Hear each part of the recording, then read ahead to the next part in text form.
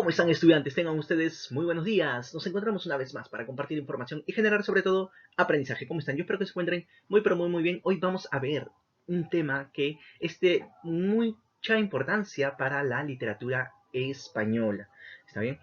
Vamos a ver al literato Jorge Manrique, que es pues el productor de una obra que ha sido pues muy difundida a nivel mundial y que hoy vamos a conocerlo. ¿Por qué es tan importante? Ya lo vamos a ver durante este video. Así que sin más dilatación del tiempo, vamos a por el tema. Bien, bien, vamos a ver aquí en la literatura medieval este gráfico que nos va a permitir contextualizarnos. Está bien, vamos a ver de qué estamos hablando y por qué se da la literatura de Jorge Manrique. Vamos a ver, la alta edad media, vamos a ver que va a iniciarse con la caída de Roma de Occidente, ¿sí? Y que en 1700 de nuestra era, ¿sí?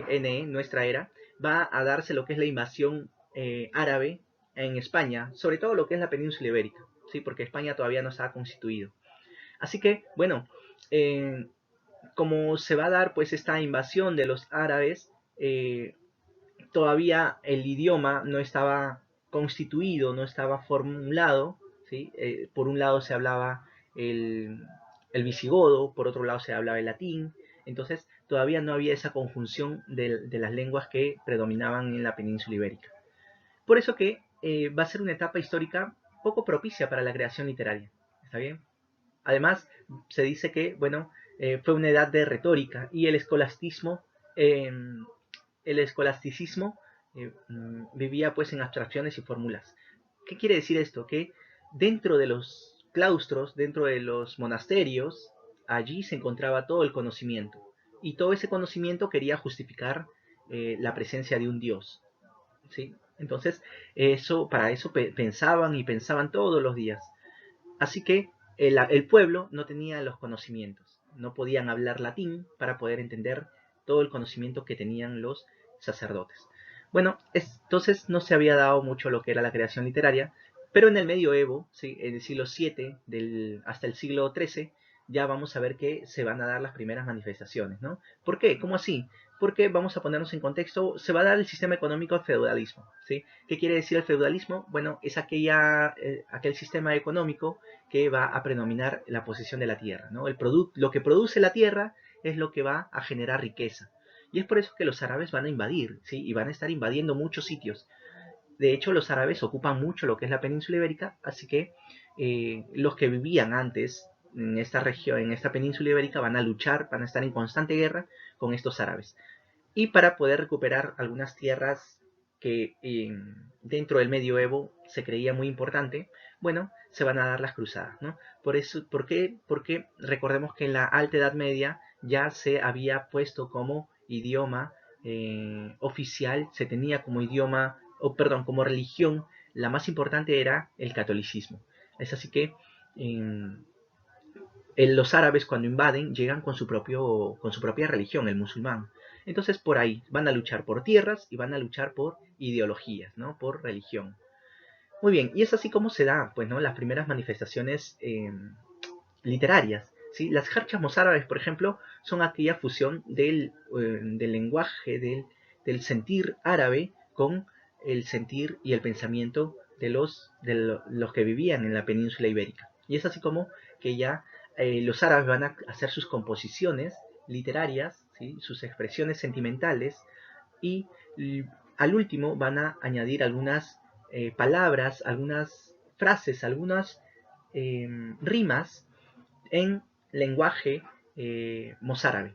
¿Está bien? Entonces, ¿qué era el lenguaje mozárabe? Es aquella combinación del árabe con algunas expresiones que se estaban formando en la península ibérica. Y es por eso que salen las hachas mozárabes. Ahora, luego sale el máster de jularía, ¿sí? De los cantares de gesta. Por ejemplo, el poema del mío Cid, que en videos anteriores ya se ha observado. ¿Qué quiere decir esto? Bueno, los cantares de gesta representaban pues hazañas de héroes que iban a luchar contra los árabes, ¿no? De manera que se va a exaltar el nacionalismo, ¿sí? Vamos a recuperar las tierras, nosotros somos un pueblo que lucha, etcétera, etcétera. Y ese sentimiento se quería manifestar. Luego también se va a dar el Mester de Clerecía con Gonzalo de Berceo, que va a suceder que el Mester de Clerecía ya no va a hablar el pueblo, sino van a hablar los sacerdotes, aquellos que vivían en los monasterios. Y ellos van a empezar a realizar también sus producciones, pero ya saben que todo dirigido a Diosito, ¿no? No va a ser no van a hablar del pueblo. Bien, el resto de Europa se va a dar también la lírica, ¿no? La tradicional en lengua vulgar, que era la lengua vulgar que hablaba el vulgo, ¿no? El vulgo, el pueblo. Entonces, ¿y qué es la lengua que hablaba el pueblo? Por ejemplo, el latín, ¿sí? O sus variantes, sus dialectos de latín, ¿no? Por ejemplo, un dialecto de latín que se estaba dando, pues, formó al francés, otro dialecto de latín formó al portugués, otro dialecto formó al italiano, otro dialecto formó al español. Entonces, el resto de Europa comenzaba a hablar, de algún modo, ya se comenzaba a diferenciar en las lenguas, ¿no? Y es lo que hablaba el pueblo, lengua vulgar. Luego se veía lo que es el cortés, lengua en culta, ¿no?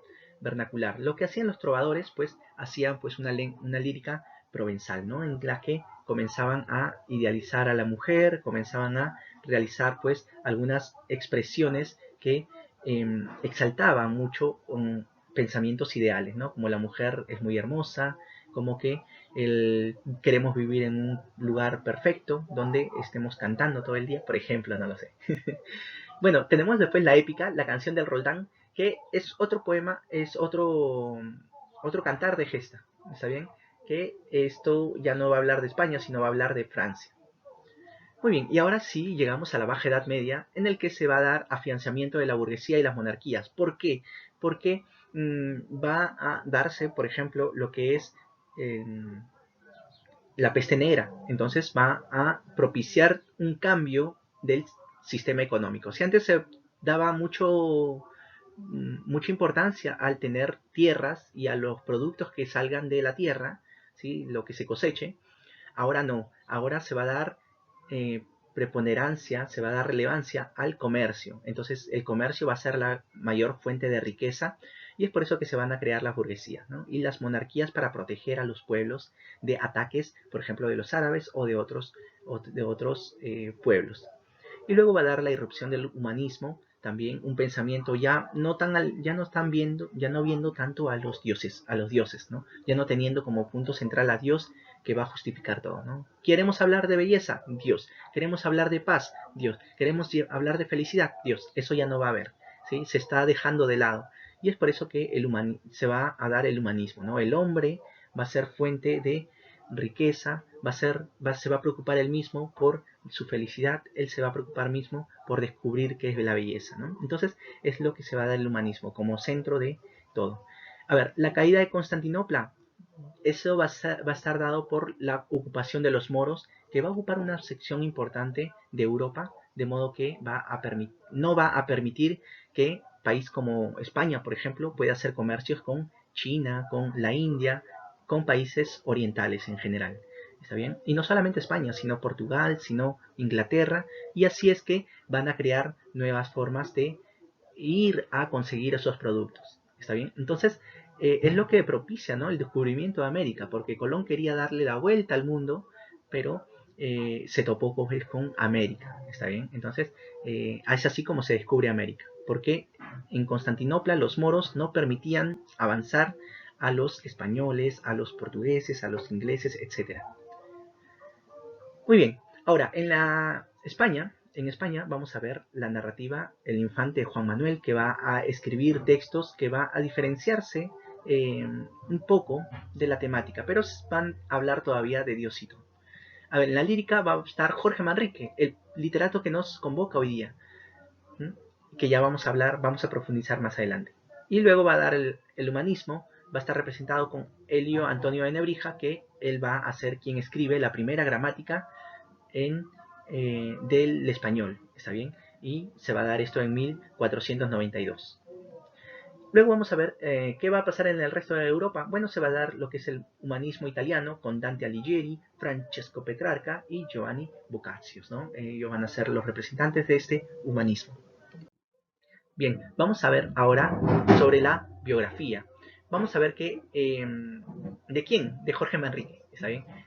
Nació en Paredes de Nava, Cuenca, en 1440, es una región de España. Era de ascendencia nobilísima, ¿sí? Porque tenía recursos, ¿no? Sus familiares, sus antepasados, sus ancestros, ¿no? Su eh, genealogía anterior, pues tenía títulos nobiliarios, ¿no? Eran nobles.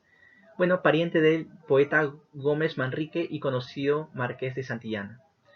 Muy bien, son literatos importantes para la literatura de España. Vivió en el reinado de Enrique IV. Su padre, don Rodrigo Manrique, fue un guerrero célebre al que llamaron el segundo Cid, ¿sí? Por su valor. ¿Está bien? Entonces, esto hay que tener mucho en cuenta porque va a dar muchísima importancia a la producción de una de sus obras más importantes.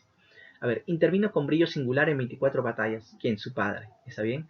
Y como su papá era, pues, un militar, un guerrero, Jorge Manrique también se va a dedicar a las armas y va a luchar a favor de Alfonso, el rey Alfonso el Inocente, ¿sí? Y también va a defender, pues, los derechos de Isabel, luego quien sería posteriormente la reina Isabel la Católica, ¿no? Luego va a morir a los 39 años cuando va a tratar de asaltar el castillo de García Muñoz, ¿no? Partidario de Juana la Beltraneja. Muy bien, y esa va a ser su biografía, ¿no? Una corta vida, a los 39 años nada más, va a dejar, pero va a ser, aún así, a su corta edad, pues va a ser uno de los más ilustres del siglo XV, el más notable poeta elegíaco de las letras castellanas. Dentro de las obras de Jorge Manrique podemos diferenciar dos etapas, una de composiciones menores y otra de composiciones mayores. Las de composiciones menores tenemos, por ejemplo, a La profesión de la Orden del Amor, La Escala, El Castillo de Amor y Disputaciones.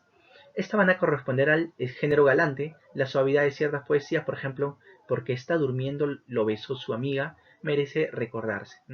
Va a ser un poema que también se recomienda atenderlo y leerlo, ¿no? A ver, ¿qué podemos decir de las composiciones menores? Que eran recogidas en cancioneros, con poemas amanerados de carácter amoroso en su mayoría, aunque no faltaban de tipo festivo, ¿no? Lo que nos quiere decir es que la mayoría pues va a estar dedicado al amor, pero también va a haber algunos de tipo festivo. A ver, las composiciones mayores va a estar dado pues por dos coplas, coplas contra el mundo y otra copla, coplas a la muerte del maestre de Santiago, don Rodrigo Manrique, su padre. Entonces vamos a analizar esta última obra tan importante para la literatura española. Coplas a la muerte de Santiago, don Rodrigo Manrique, su padre, es un poema, ¿está bien?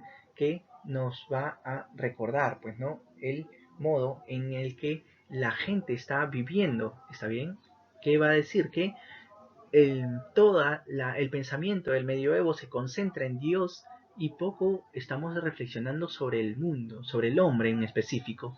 Entonces ya no va a haber un deseo de ser inmortal allá en un paraíso, sino que vamos a querer ser pues inmortales dentro de la tierra, ¿no? Queremos prolongar la vida terrenal. Entonces ya estamos viendo que ya estamos dejando un poco el pensamiento mágico que es la religión y estamos manteniendo pues una postura eh, más terrenal, más materialista, que es característica del Renacimiento. Muy bien, eh, y es así como se va a dar, ¿no? Este poema va a ser de género lírico, va a ser de especie elegía, porque va a ser un poema dedicado pues a una pérdida, en este caso a su padre, ¿no? El tema, la reflexión trascendente sobre la fugacidad de la vida y el poder inexorable de la muerte, ¿no? O sea que es muy corta la vida y que también, pues, nadie puede evitar la muerte. Eso es lo que nos quiere decir. Estructura, las coplas son un conjunto de 40 estrofas, llamadas coplas de pie quebrado o manriqueñas, ¿sí? ¿Por qué manriqueñas? Por Jorge Manrique, el creador de este tipo de estrofas. Cada copla de pie quebrado está formado por dos sextillas y obedece al siguiente esquema métrico: 8A, 8B, 4C, 4A, 4B, 4C, 8D, 8F, 4G, 8D, 8F, 4G. Profesor, no entiendo qué quiere decir estos números con letras. A ver, aquí se ve, ¿no? Recuerde el alma dormida, termina en ida, Y es por eso que se le pone la letra A. ¿Sí?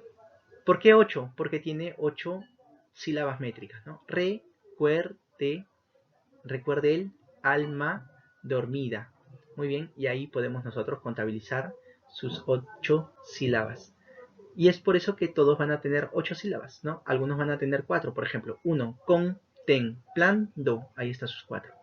Entonces, así podemos ir calculando el número de sílabas, que son 8, 8, 4, y en la rima, profesora, ¿qué quiere decir? Termina en ida, le vamos a colocar la letra A minúscula porque es de arte menor. Ierte, le vamos a colocar B y B en minúscula porque es de arte menor. Contemplando, termina en ando, ¿no? Le vamos a poner letra C y le vamos a poner en minúscula porque es de arte menor. Y acá termina en ida nuevamente. Ah, y como se repite ida, ida, vamos a poner lo mismo, ¿no? Vamos a poner la letra A porque es la rima. Después termina en erte y acá termina también en erte, entonces vamos a poner que son iguales, la misma rima. Después vamos a ver que termina en ando, le vamos a poner al C, y aquí también termina en ando, por eso también le vamos a poner C. Porque se parecen, porque tienen concordancia, eso vamos a repetir las letras en minúscula porque son de arte menor. Y todo esto compone una sextilla. También aquí, también va a componer esto una sextilla. A eso se refiere que está formado por dos sextillas. Una copla de pie quebrado está compuesta pues, por dos sextillas y obedece al siguiente esquema métrico. ¿Sí? Ya tengo un video donde enseño a analizar este tipo de sílabas que lo voy a dejar aquí en una tarjeta. Esa sería toda la información que tenemos pues para compartir. Si tienen alguna duda, alguna consulta, pueden realizarla por los medios de interacción que contamos. Sin más, me despido. Goodbye.